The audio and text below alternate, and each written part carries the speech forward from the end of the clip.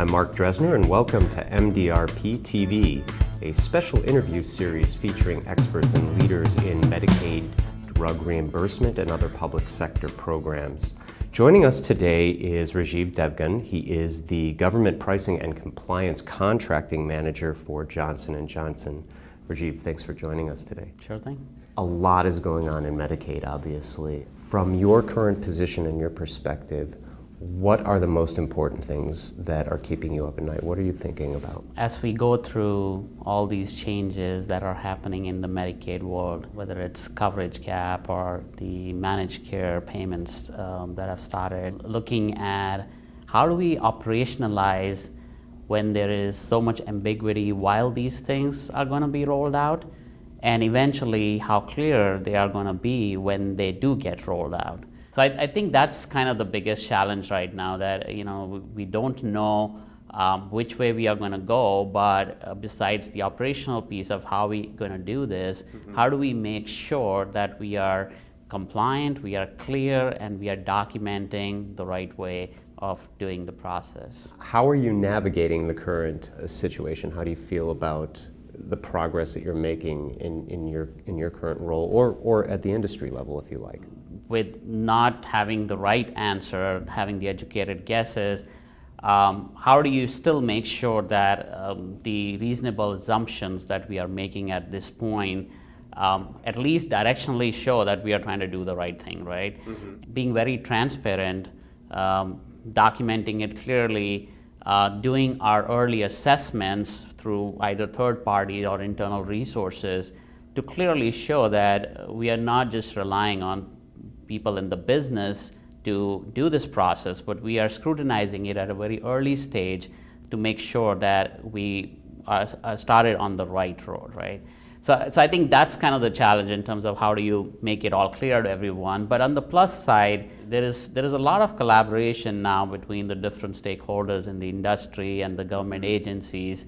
So I think what has helped is that as we stumble across some of these pieces, let's see what exists today, even though it might not be clear.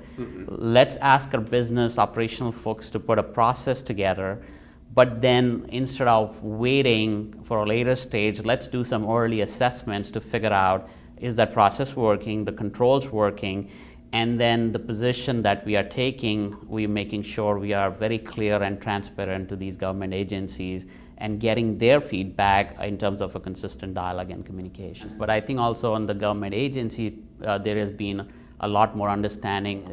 They do want to help out, but as an industry, we also realize that they have their own sets of challenges. They take great ownership, and they said, okay, get it, we were not clear to you guys, and we know we have to provide more commentary on how to do this. This is our ownership. But then on the other side, there are certain areas where the agencies do come back and say, now you've started asking me how your internal business process should work, and I am not going to be accountable for that. And I think we need to understand that they can talk about their interpretation, but how do we put it into implementation? And if there are certain assumptions to be made, that ownership lies on us. If you had to give, one last question, the industry a score, what would that be and why? I would give it a 7 out of 10. Okay. Based on what we know now and based on the ambiguity that exists, the industry has done a fairly decent job of progressing, just because we've gone through this before, right? So it's a learned behavior that we've gotten things coming our way, and now we've learned the lesson that you can't wait for things to be absolutely crystal clear. You still have a business to operate. So I think that's where we've done a pretty decent job. As an industry, I think the reason I wouldn't go beyond 7 is I think there's a lot of variation in the level of understanding and the maturity between different companies. So when you come to these conferences and you have conversations, you do realize that on some levels we've done a really good job of all of us coming together and looking at common issues and trying to solve them. On others, we can do a better job, and that's why I would refrain from going above a score of 7. Well, I appreciate very much your optimism, and I think that it's also a very realistic take on things, so I want to thank you very much for joining us today and taking the time to share with our audience. Until next time, I'm Mark Dresner. Stay tuned, and thanks for joining us.